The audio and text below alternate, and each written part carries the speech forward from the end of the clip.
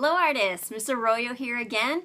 We are continuing our work today with unconventional materials and we are now into color. Color, one of my favorite things in life. So let's take a look at our board. Our goal today is unconventional painting. Now I put quotation marks around painting because really you're not going to be painting at all. It's completely different. So let's see how we're going to do that. You're going to actually grid, so use the grid method, which I'll review.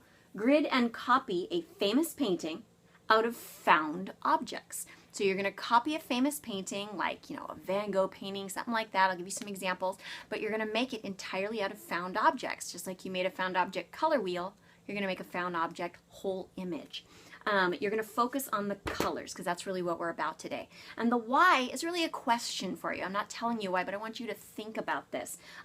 Do any art elements require expensive materials? So think about it. We've talked about some of the elements of art. We've talked about line, value, color at this point, and all of them have been with just things around the house. And so we have to think, do we really need to spend lots of money on very expensive tools? Maybe not, right?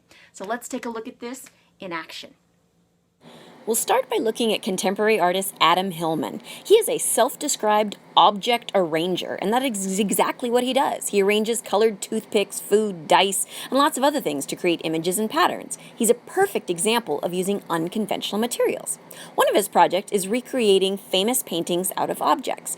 Here we have Van Gogh's painting Starry Night, and Hillman has made it out of paper clips. He's also done it out of cereal and even Tic Tacs.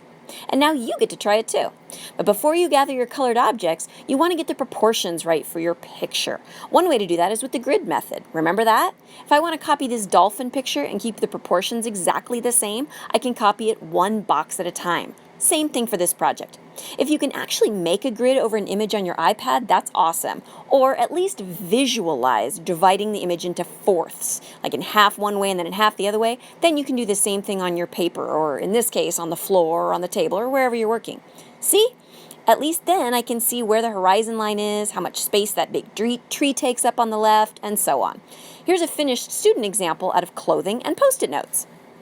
Now, you don't have to do Starry Night. There are other artist pieces that could be great for this, like Diego Rivera, Andy Warhol, Georgia O'Keeffe, one of my favorites, Howard Hodgkin, Keith Haring, Claude Monet, or even this traditional Ghanaian tribal mask. There's lots of options. You already found out you have all the colors of the color wheel around your house. Now let's make some masterpieces. Pick a painting you like and have fun.